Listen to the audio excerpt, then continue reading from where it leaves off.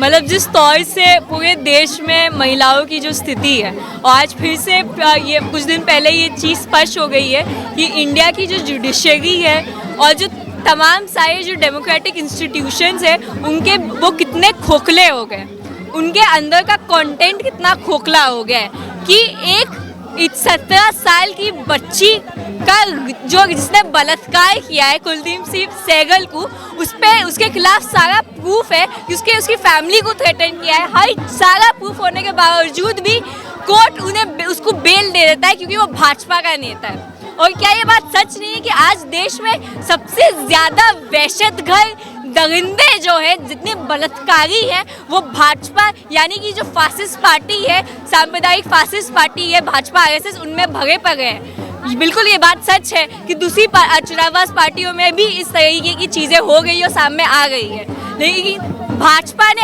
हर चीज़ पे अपना record break कर दिया है। चाहे वो महंगाई हो, चाहे वो बेरोजगारी हो, चाहे वो सांप्रदायिक दंगे हो, और चाहे वो स्त्रियों के खिलाफ जो उत्पीड़न है, उनके खिलाफ जो जुल्म है। बेटी बचाओ बेटी पढ़ाओ, तो भाई ये तो एक चेतावनी थी कि भाई आप अपनी बेटियों को बचा दीजिए, क्योंकि भाजपा के नेता मंत्री इनके लंपट सब आके आपकी बेटियों पे, हम महिलाओं पे, उनकी स्वतंत्रता पे अटैक करेंगे, उनकी हर हक पे अटैक करेंगे और उनका बलात्कार भी करेंगे।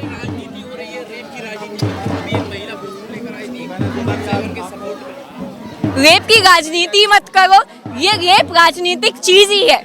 क्या हम आज समाज में महिलाओं का शोषण स्कूल से लेके, घर से लेके, हर जिंदगी के हर पहलू पे, सड़क पे, हर चीज राजनीतिक है, हर चीज राजनीतिक है। और जब एक राजनीतिक नेता, भाजपा का नेता बलात्कार करता है एक माइनर लड़की का, 17 साल की लड़की का, उसकी पेरेंट्स, उसकी फैमिली को करता है, और उसकी माँ जब उसके बेटी के रेपिस्ट को बेल दे दी जाती है, वो इंडिया गेट पे ठहरती है, तो तब आता है इनका असली चेहरा, तब आता है असली चेहरा इस पूरी मिलिट्री का, पैरामिलिट्री का, इनसाइड स्टेट फोर्सेस का।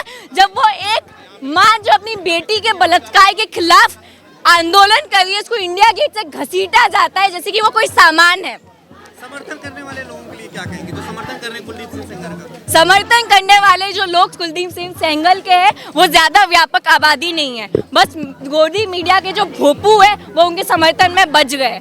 ज्यादातर आम जनता ये बात समझती है कि कुलदीप सिंह सेंगर, बृजभूषण जैसे नेता मंत्री जो भाजपा से आते हैं, इनकी सच्चाई क्या है। और हमें यही लगता है कि हम स्त्री मुक्ति का जो सवाल है उसे हमें व्यापक जनता से जोड़ने की सख्त जरूरत है।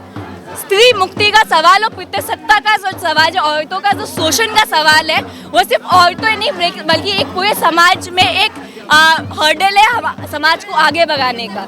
तो इसको उस तरीके से डील किया जाना चाहिए। एक व्यापक जन आंदोलन इस मुद्दे पे स्त्रियों के सुरक्षा के लिए, स्त्रियों के मुक्ति के लिए आम जनता, आम मेहनतकश जनता को इस मुद्दे पे एकजुट करने की जरूरत है।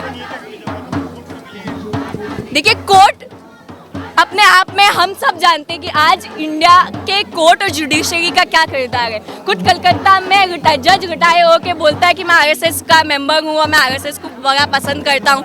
आजकल जो जजेस स्टेटमेंट्स निकाल गए, इलाहाबाद हाईकोर्ट जिस तरीके से रेपिस्ट के सपोर्ट में स्टेटमेंट्स निकाल गए, जजमेंट्स दे गए, और अभी जो कुलदीप सिंह सेंगर को बेल दी गई है, इससे तो साफ चीज़ आ गई है कि हर इंस्टीट्यूशन, डेमोक्रेटिक इंस्टीट्यूशन को खोखला किया जा रहा है, उसमें सांप्रदायिक फांसीवादी इन्फिल्ट्रेशन, घुसपैठी हो रखी है। सुप्रीम कोर्ट में सुनवाई भी है कल।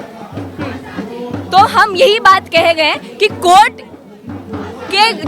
का जो डिसीजन होता है वो सड़कों से काफ़ी तय होता है। अगर हम सड़कों पे एक व्यापक जन आंदोलन खड़ा करेंगे इस मुद्दे पर, हर जनता के हर सेक्शन को जोड़ के इस मुद्दे पे हम व्यापक जन आंदोलन खड़ा करेंगे रैडिकल तौर से, तो हाँ बिल्कुल हम कोर्ट का डिसीजन को प्रभावित कर सकते हैं, क्योंकि जनता की तो शक्ति सबसे बड़ी शक्ति होती है। अगर हम जनता को एकजुट कर पाए और हम ऑर्गेनाइज तरीके से काम कर पाए तो बिल्कुल कोर्ट का डिसीजन पलट सकता है। कोर्ट का डिसीजन बदलता नहीं है, मतलब जमानत रद्द नहीं होता, तो अगला स्टेप क्या होगा आपका?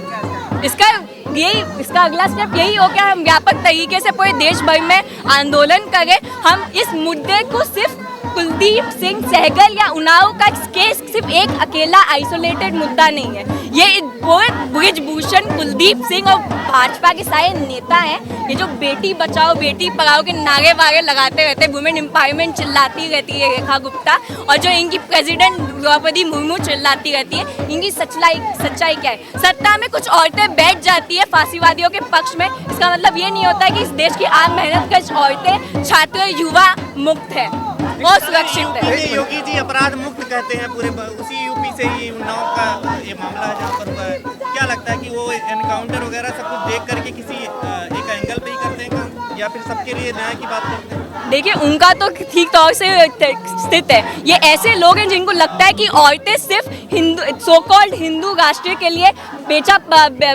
बच्चे पैदा करने की मशीन है। इनकी सोच यही है। ये अपनी आरएसएस अपनी शाखाओं पे यही सिखाते हैं कि औरतें समान हैं, जो बच्चे पैदा करेगी सो कॉल्ड हिंदू राष्ट्र के लिए।